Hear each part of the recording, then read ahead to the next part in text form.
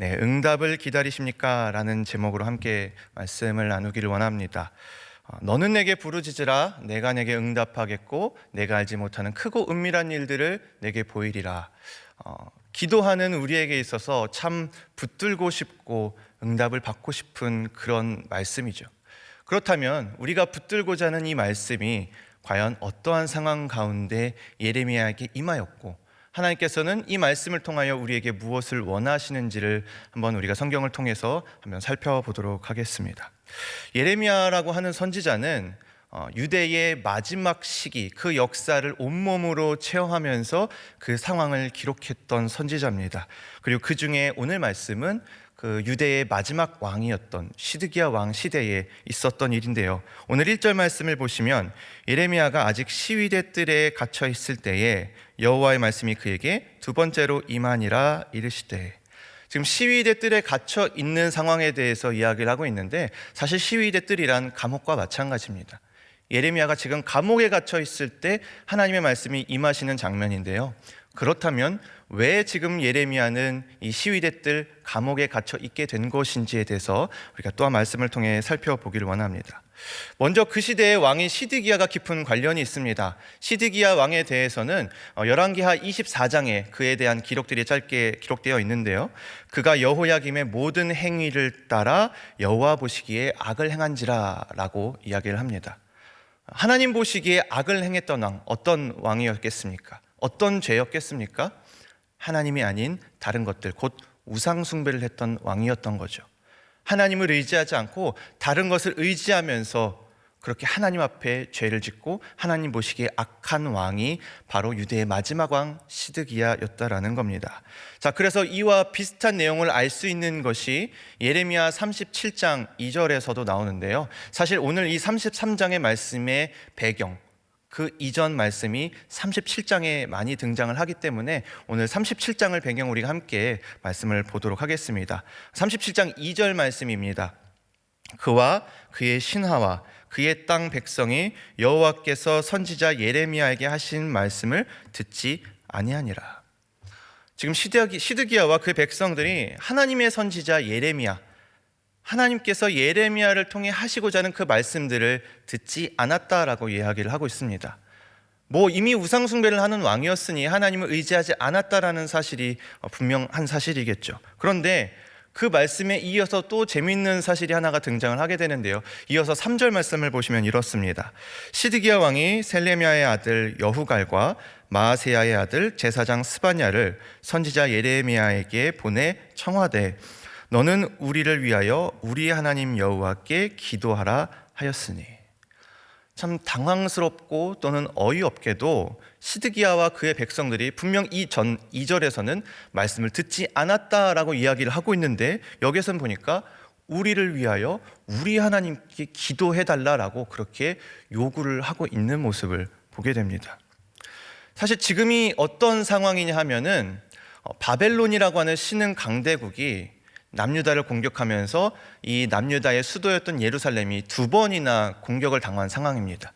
그리고 이 예루살렘에 있던 남유다에 있던 왕족과 귀족의 자녀들이 포로로 이미 끌려갔고, 또 성전의 기물들이 찬탈당하면서 그렇게 예루살렘 그리고 남유다 백성들은 모든 희망과 소망을 잃고 사실상 망국의 길을 걸어가는 상황이었고, 지금 세워진 이 시드기야 왕마저도 그렇게 두 번 침공한 끝에 물러가는 바벨론 왕이, 그 느부갓네살이 자신의 꼭두각시로서 이 남유다에 세워놓은 왕이었던 거예요.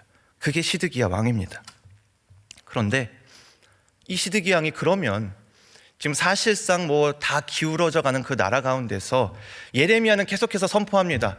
이것이 하나님의 심판이고, 그렇기 때문에 우리가 이 바벨론의 공격과 그들에게 복종함으로써 우리가 하나님의 심판을 받아들이면서 하나님 앞에 회개함으로 우리는 하나님이 회복하실 때를 기다려야 됩니다 라고 그렇게 많이 선포하고 하나님의 말씀을 전하지만 듣지를 않죠. 그리고는 시드기야와 그의 신하들은 이런 상황 가운데에서 자신들의 힘으로 어떻게든 해결하고 이겨내 보기 위해서 바벨론이 아닌 그 당시 또 다른 강대국이었던 애굽을 의지합니다. 그래서 애굽에 사절단을 보내면서 그들에게 도움을 요청하고 그렇게 바벨론을 배신을 하게 됩니다. 자, 그런 상황에서 지금 시드기야 왕이 그 신하들과 함께 지금 이 예레미야에게 사람을 보내서 요청을 하는 거예요. 너는 우리를 위하여 우리 하나님께 기도하라. 지금 이 시드기야가 요청하고 있는 이 기도가 과연 올바른 기도입니까? 여러분들이 느끼시기에도 분명히 이것이 바르지 않은 기도라는 것이 분명하죠. 그럼 뭐가 잘못되었을까요? 먼저 분명 이들은 하나님의 말씀을 듣지 않는 이들이었음에도 불구하고 사람을 보내서 기도를 부탁하고만 있다라는 것이 문제입니다. 지금 이들은, 이 시드기야는 기도라는 것에 대해서 하나님과 소통하고 우리의 영적인 호흡이 되고 또 하나님을 의지하는 수단으로서의 기도가 아니라 단지 지금 이 어려운 상황을 모면하기 위한 그 기도로서, 마치 일이 잘 되기를 원하는 주문과 같은 기도로서 이것을 요청하고 있다라는 거죠. 이것이 다시 한번 말씀을 보면 분명합니다. 우리를 위하여 우리 하나님께 기도하라. 자, 여기서 말하는 우리가 뭘 뜻할까요? 흔히 우리가 표현하는 우리 하나님, 하나님의 공동체로서의 우리를 말하고 있는 것일까요? 그게 아니죠.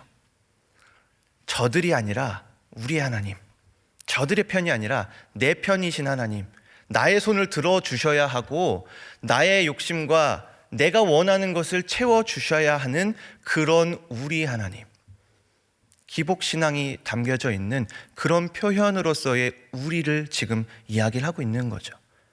우리를 위해서, 나를 위해서 나의 하나님께 기도하라. 다시 말하자면 지금 이 시드기야가 하나님을 의지하면서 기도 요청을 하고 있는 것 같지만 그가 어떤 사람인지를 우리가 알고 있다면 지금 그의 기도는, 그의 기도 요청은 정말 양껏, 정말 한껏 그의 욕심이 담겨진 기도 요청을 하고 있다라는 겁니다. 자, 그렇다면 하나님께서는 우리가 어떤 기도를 하기를 원하실까요? 우리는 어떤 기도를 하는 것이 하나님 보시기에 올바른 기도일까요? 예레미야 29장 말씀에 12절에서 13절에 하나님께서 이렇게 말씀하십니다. 너희가 내게 부르짖으며 내게 와서 기도하면 내가 너희들의 기도를 들을 것이요 너희가 온 마음으로 나를 구하면 나를 찾을 것이요 나를 만나리라. 믿으십니까?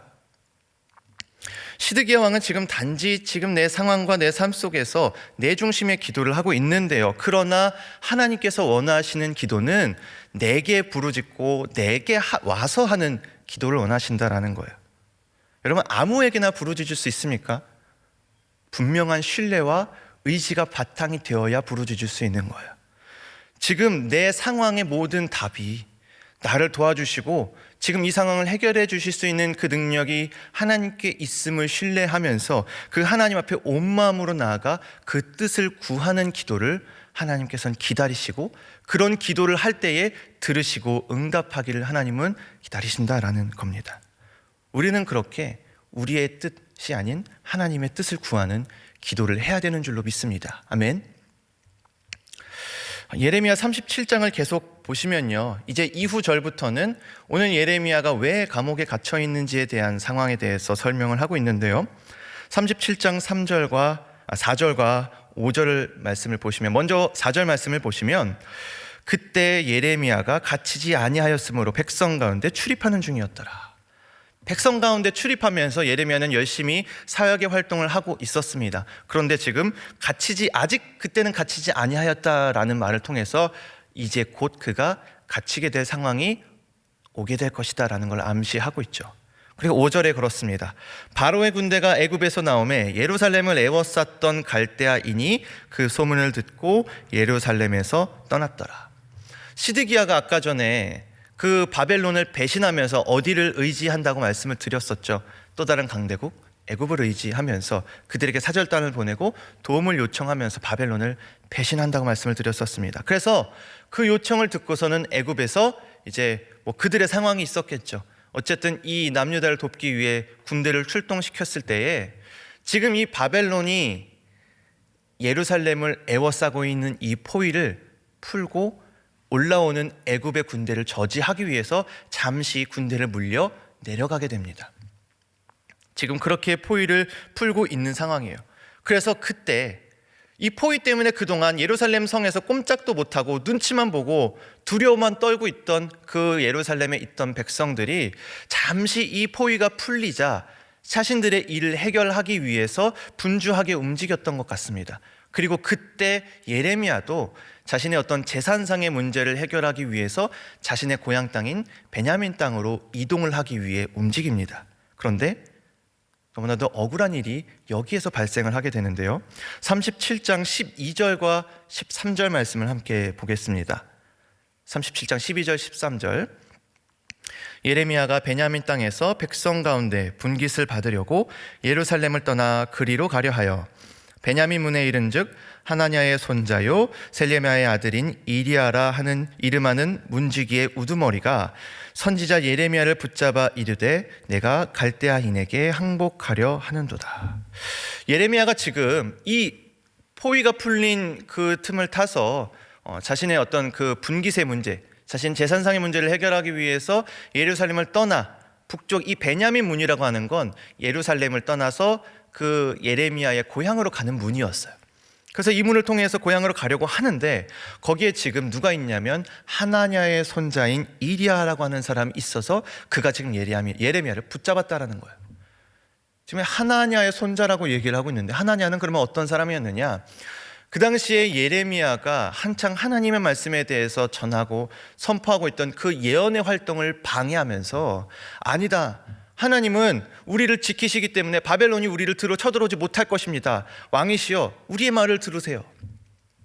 예레미야의 이 선지 활동을 방해하던 거짓 선지자 중에 한 사람이었습니다. 그리고 그는 그렇게 예레미야의 예언 활동, 선지 활동을 방해하다가 결국은 저주받아서 죽게 된 거짓 선지자예요. 그러니 그 거짓 선지자의 손자였던 이리야라고 하는 이는 평소에도 항상 예레미야를 향한 반감을 품고 있었다라는 겁니다. 조금 아까 이 상황을 말씀드렸다시피 포위가 풀려서 많은 사람들이 분명 분주하게 움직였을 거예요. 그리고 그 가운데 예레미야도 섞여서 같이 이동을 하게 됐을 텐데 지금 거기에서 이 이리야가 예레미야를 골라내서 잡았다라는 거죠. 평소에도 그를 예의주시하면서 그를 어떻게 해야 될까 항상 고심하고 있었다라는 거예요. 그리고 그를 붙잡아서는 뭐라고 얘기하느냐면은 예레미야가 지금 우리 성을 벗어나서 저 바벨론에게 항복하려고 한다 라고 그렇게 누명을 씌우면서 붙잡아 갑니다. 사실 실제로 예레미야가 평소에 그런 메시지를 전하기는 했어요. 우리가 바벨론에게 항복하고 순복해야 됩니다. 그러나 그것이 그냥 마냥 우리나라를 바쳐야 되는 그런 의미가 아니라 이 나라를 사랑하는 마음으로, 이 민족을 사랑하는 마음에서 하나님께서 비록 우리가 하나님을 외면했고 우상을 숭배했기 때문에 하나님께서 우리를 심판하시기 위해 저 바벨론을 우리에게 보내셨지만 우리가 여전히 회복하고 하나님께 돌아가기를 하나님 기다리고 계신다. 그러니 우리는 지금 그 심판의 때에 순복하고 숨죽이며 회개할 때이다 라고 그렇게 선포를 합니다. 같은 메시지죠. 항복해야 됩니다. 그러나 그 예레미야의 내면에는 이 나라와 민족을 사랑하는 마음이 분명히 가득히 있었습니다. 그런데 그런 예레미야에게 지금 나라를 배신하고 항복을 하려 한다라는 누명을 씌우고 있는 상황인 거죠. 계속해서 14절과 15절을 보도록 하겠습니다. 예레미야가 이르되 거짓이다. 나는 갈대아인에게 항복하려 하지 아니하노라. 이리야가 듣지 아니하고 예레미야를 잡아 고관들에게로 끌고 가매 고관들이 노여워하여 예레미야를 때려서 서기관 요나단의 집에 가두었으니 이는 그들이 이 집을 옥으로 삼았음이었더라. 아까 그 시위대들이 감옥이었다라고 말씀드렸죠. 지금 감옥에 갇힌 상황이고요. 예레미야가 아무리 자기의 변론을 해봤자 아니다, 항복하러 가는 것이 아니라 내 문제 지금 해결하러 가는 길이다 라고 해봤자 이리야는 듣지 않습니다. 그게 중요한 게 아니었거든요. 그렇게 억울한 상황 가운데 예레미야는 육체적인 고통으로 매질을 당하면서 그 감옥에 갇히게 됩니다. 자, 그렇게 억울하게 감옥에 갇히게 된 예레미야에게 시드기야 왕이 신하를 보내서 예레미야를 왕궁으로 데려옵니다. 그리고 이 예레미야에게 조심스럽게 물어보는 거예요. 혹시 네가 우리에 대하여서 하나님께 어떤 말씀을 받았느냐? 아까 3절에 말씀드렸었죠. 분명 시드기야는 하나님 말씀을 듣지 않는 사람이었지만 우리를 위해서 하나님 앞에 기도를 요청하고 있다라고 했습니다. 우리를 위한 기도, 우리의 도움을 구하는 내 중심의 기도를 하나님께 드렸을 때 과연 시드기야가 어떤 응답을 기다렸겠어요? 당연하죠. 나에게 도움이 되는, 우리의 욕심과 우리의 이득을 채워주는, 우리의 필요를 채워줄 응답을 기다렸을 겁니다. 그런데 예레미야에게 돌아오는 응답은 전혀 그게 아니었죠. 왕이 바벨론의 왕에게 넘겨질 것입니다. 이 상황에 대해서 예레미야 32장 3절에 조금 더 구체적으로 설명이 됩니다. 어떻게 응답을 하고 있는지 우리 32장 3절 말씀 함께 읽어보도록 하겠습니다. 시작. 이는 그가 예언하기를 여호와의 말씀에 보라, 내가 이 성을 바벨론 왕의 손에 넘기리니 그가 차지할 것이며 유다 왕 시드기야는 갈대아인의 손에서 벗어나지 못하고 반드시 바벨론 왕의 손에 넘겨진 바 되리니 입이 입에 대하여 말하고 눈이 서로 볼 것이며 그가 시드기야를 바벨론으로 끌어가리니 시드기야는 내가 볼 때까지 거기에 있으리라. 여호와께서 이와 같이 말씀하시니라. 너희가 갈대아인과 싸울지라도 승리하지 못하리라 하셨다 하셨더니 유다 왕 시드기야가 이르되 내가 어찌하여 이같이 예언하였느냐 하고 그를 가두었음이더라. 예레미야는 하나님께 들은 말씀을 전합니다. 그 메시지가 분명 이 시드기야 왕 그리고 이 유대의 백성들에게 듣기 불편한 메시지였겠죠. 하지만 하나님의 말씀을 바르게 전했던 예레미야는 그 하나님의 음성을 그대로 전달하였고 그와 덧붙여서 요청을 합니다. 왕이시여, 나는 억울합니다. 나는 억울한 상황으로 이 감옥에 갇혀 있습니다. 내가 왕과 이 나라와 백성에게 도대체 무슨 죄를 지었습니까? 지금 그동안 왕의 곁에서 왕이 좋은 말만 하면서 하나님께서 이 나라를 지켜주실 것이고 이 나라는 굳건할 것이고 안전할 것입니다 라고 그렇게 외치던 거짓 선지자들 지금 다 어디 갔습니까? 나는 이 상황을 허락하신 그 하나님의 말씀을 바르게 전달하는 사람일 뿐입니다. 그러니 나를 감옥으로 다시 돌려보내지 말아 주옵소서. 내가 그곳에 돌아가면 죽임을 당하게 될까 봐 두렵습니다 라고 그렇게 시드기야 왕에게 요청을 합니다. 자, 누구보다 하나님이 세우신 이 나라 이 민족을 사랑하는 예레미야였죠. 그런 예레미야에게 이 나라를 버리고 항복한다라는 그런 누명의 감옥살이는 일단 육체적인 걸 떠나서 정신적으로 너무나도 치욕스럽고 안타깝고 마음 아픈 상황이었을 겁니다. 그런데 그런 상황에서 지금 그 정신적인 고통뿐만 아니라 예레미야가 뭐라고 반응하냐면은 내가 거기 가서 죽을까 봐 두렵습니다. 다른 게 아니라 이미 들어갈 때부터 매질을 당하면서 들어가요. 그리고 거기 가서 죽임당할까 봐 두렵다라고 하는 것은 단지 그냥 내 목숨이 아까워서가 아니라 내가 아직 해야 할 하나님의 사명들이 남아 있는데 거기 가서 그렇게 그들의 어떤 나의 매질과 상황적인 고통으로 인해서 내가 그 사명을 다 하지 못하고 죽게 될까 봐 두렵습니다라고 그렇게 고백을 하는 거예요. 지금 그곳에 돌아갔을 때 그것이 그에게 정신적인 뿐만 아니라 육체적으로 얼마나 크게 고통스러웠는지에 대해서 알 수 있는 대목이죠. 그런데 시드기야 왕이 기다렸던 응답은 뭐였어요? 희소식이었어요. 나에게 도움이 되는 소식. 그러니 이런 예레미야의 하나님의 응답조차도 그다지 귀담아 듣지 않고 오히려 불편해하면서 예레미야를 다시 옥으로 보냅니다. 지금 오늘 33장, 우리가 33장을 읽었는데요. 예레미야가 이 시위대 뜰에 갇혀 있다라는 것은 그런 상황인 거예요. 그런 상황에 의해서 지금 시위대 뜰 감옥에 갇혀 있고 그렇게 힘든 상황을 보내고 있는 겁니다. 32장 말씀을 계속 이어서 보시면은 하나님께서 예레미야에게 앞으로 이 민족과 이 백성을 어떻게 회복시킬 것이다라는 메시지와 징조를 보여주시는데요. 그게 아나돗의 땅 매입 사건으로서 등장을 하고 있지만 우리가 오늘은 이 부분을 조금 건너뛰어서 시위대 뜰에서 두 번째로 임했던 하나님의 말씀에 한번 초점을 맞추고자 합니다.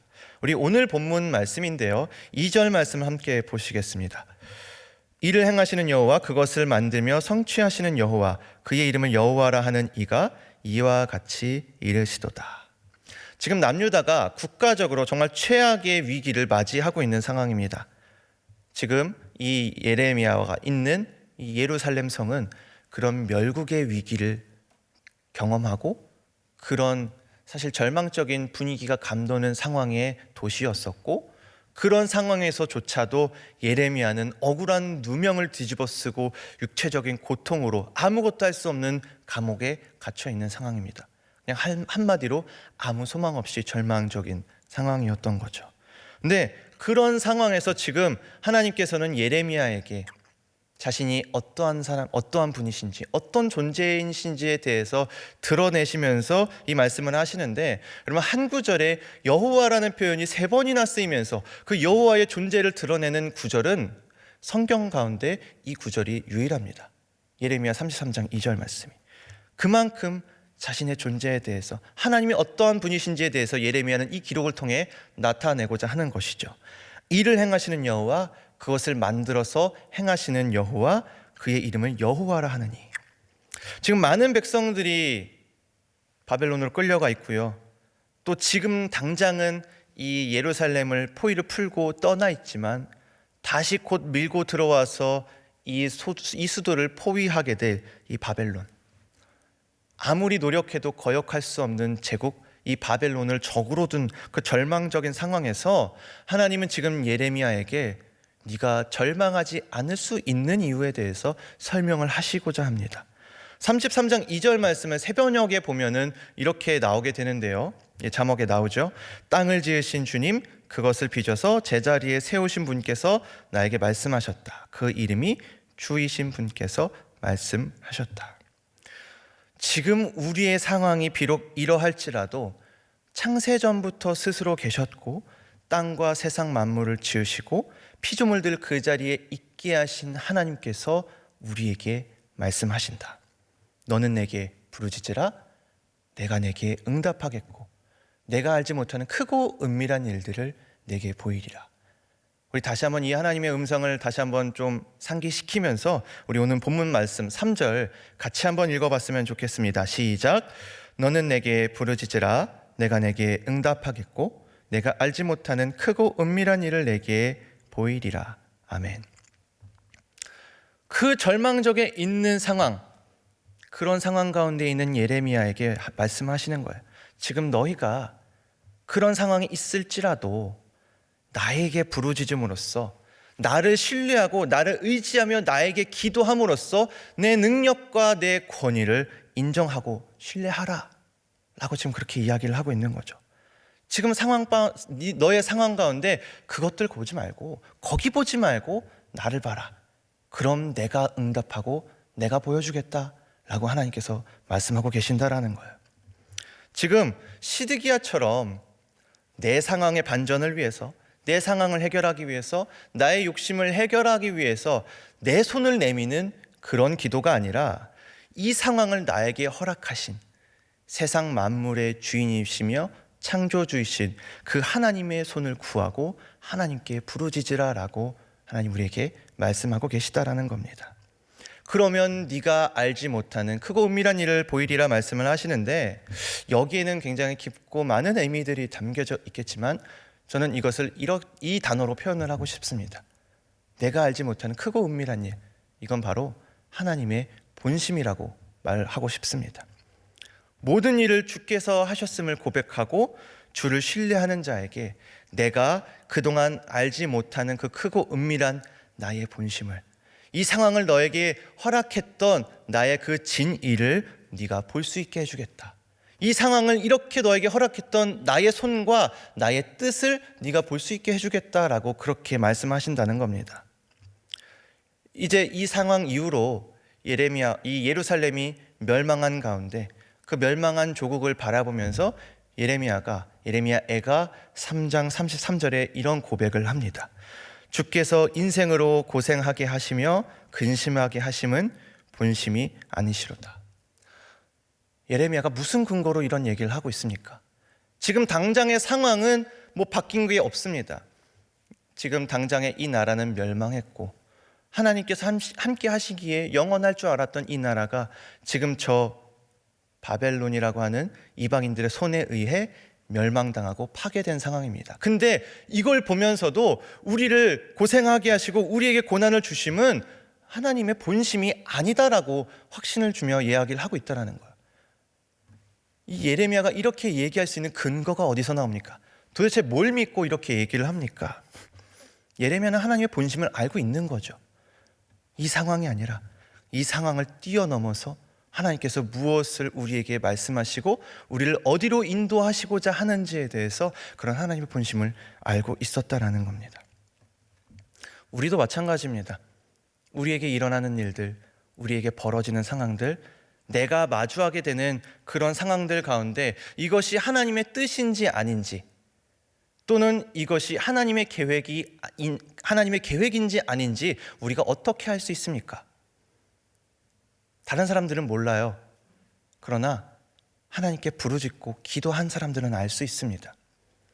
기도는 하나님이 이 모든 상황 가운데 주권자이시며 하나님께서 모든 상황의 주인이시고 이것을 허락하신 분이심을 인정하는 방법입니다. 우리는 기도함으로써 이 모든 상황을 나에게 허락하셨을 때에 내가 여기에 빠져 있을 것이 아니라 이것조차 다 하나님 하시는 일이십니다 라고 그렇게 하나님의 권위를 인정하는 것이 우리의 기도라는 거예요. 다른 말로 표현해보자면 어떠한 상황이 오더라도 그것이 기쁜 일이든 슬픈 일이든 힘든 일이든 내가 감당할 수 없는 일이든 어떤 상황 가운데서도 기도할 수 있는 사람은 그 모든 상황 가운데 하나님께서 그 위에 계심을 인정하고 있는 사람이라는 겁니다. 여러분, 어떤 상황 가운데서도 기도할 수 있는 그런 신자들이 되시기를 간절히 소망합니다. 우리가 진심으로 하나님을 역사의 주인으로 세상의 왕으로 인정하면서 기도할 수 있다면 지금 예레미야의 고백처럼 눈앞에 펼쳐진 상황이 아니라 그 상황 너머에서 내가 알지 못하는 크고 은밀한 그런 일들을 하나님께서 우리에게 깨닫게 해주실 줄로 믿습니다. 새해를 맞이하면서 우리 많은 성도들이 하나님 앞에 여러 가지 다짐들을 하고 결단을 하고 있는데요. 여러분들은 이 새해를 맞이하면서 하나님 앞에 어떤 기도들을 하고 계십니까? 그리고 어떤 응답을 기다리고 계십니까? 우리가 잘 알고 있는 찬양 중에 원하고 바라고 기도합니다 라고 하는 그런 찬양이 있습니다. 거기 후렴에 보면 이런 가사가 나옵니다. 하나님의 꿈이 나의 비전이 되고 예수님의 성품이 나의 인격이 되고 성령님의 권능이 나의 능력이 되기를 원하고 바라고 기도합니다. 하나님의 형상을, 삼위일체이신 하나님의 형상을 따라 지음받은 우리에게 있어서 가장 복되고 영광스러운 일이 무엇입니까? 이 땅 가운데서 그 하나님의 형상을 드러내는 거예요. 우리가 오늘 말씀을 통해서 시드기야 왕의 잘못된 기도와 또 예레미야에게 말씀하시는 그 하나님의 메시지를 보면서 이제는 우리가 기도할 때 내 욕심이 담겨진 기도 또는 내가 원하는 응답을 기다리는 그런 기도를 하는 것이 아니라 세상의 왕이신 하나님, 세상의 주인 되신 하나님을 인정하면서 그 상황 위에 계신 하나님의 손과 하나님의 뜻을 구하는 기도, 그리고 더 나아가서는 우리가 이 세상 가운데 하나님의 형상대로 하나님의 손과 발이 되어 살아가겠다라고 결단하며 고백할 수 있는 그런 기도를 드리는 우리 성도 여러분들을 되시기를 간절히 소망합니다. 우리가 그렇게 하나님 앞에 기도할 때에 상황을 뛰어넘어 하나님의 길로 인도하시고 하나님의 본심이 담겨진 응답을 지금 당장이 아니더라도 우리의 삶, 여러분들의 삶 속에서 시간이 흐름에 따라 하나님이 허락하실 때에 그 응답들을 발견하게 되실 줄로 믿습니다. 이 시간 우리 마지막으로 함께 찬양하면서 함께 기도하길 원합니다. 우리 원하고 바라고 기도합니다. 함께 찬양할 건데요. 예레미야처럼 이 절망적이고 힘든 상황 가운데에서도 예레미야가 절망하지 않을 수 있었던 이유는 한 가지입니다. 이 상황이 하나님의 본심이 아니라는 것. 부르짖고 기도하는 자에게만 허락되는 특권이에요. 상황을 보지 않고 하나님을 볼 수 있다라는 것. 우리도 오늘 함께 찬양으로 고백할 때에 이 세상을 살아가는 동안에 나의 힘을 의지할 수 없으니 기도하고 낙심하지 않을 수 있는 이유는 주께서 나의 참 소망이 되시기 때문입니다. 그리고 그런 소망이 되신 주님 앞에 이제는 내가 세상 가운데 하나님처럼, 예수님처럼, 성령님처럼 그렇게 하나님의 형상대로 살아가는 주의 자녀가 되길 원합니다. 우리 이러한 마음을 담아서 우리 함께 찬양하길 원합니다.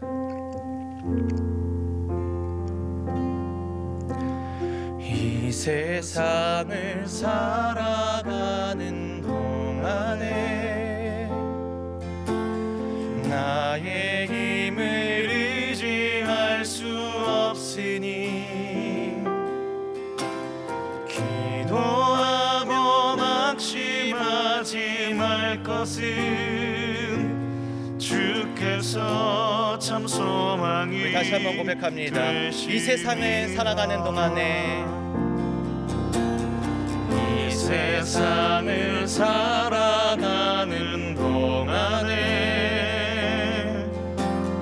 나의 힘을 의지할 수 없으니 기도하고 낙심하지 말 것은 기도하고 낙심하지 말 것은 주께서 참 소망이 되심이라. 주께서 참 소망이 되심이라. 하나님의 꿈이 나의 비전이 되고 예수님의 성품이 나의 인격이 되고 성령님의 권능이 나의 능력이 되길 원하고 바라고 기도합니다. 주의 길을 걸어가는 동안에 주의 길을 걸어가는 동안에 세상의 것 의지할 수 없으니 감사하고 낙심하지 말 것은 주께서 참 기쁨이 되실. 하나님의 꿈이 나의 비전이 되고 예수님의 성품이 나의 인격이 되고 성령님의 권능이 나의 능력이 되길 원하고 바라고. 우리 한 번만 더 고백합니다. 하나님의 꿈이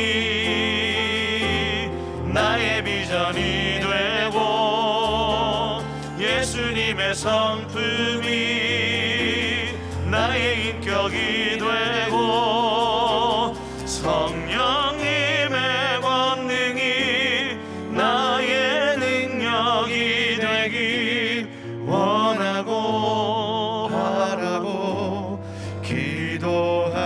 기도합니다.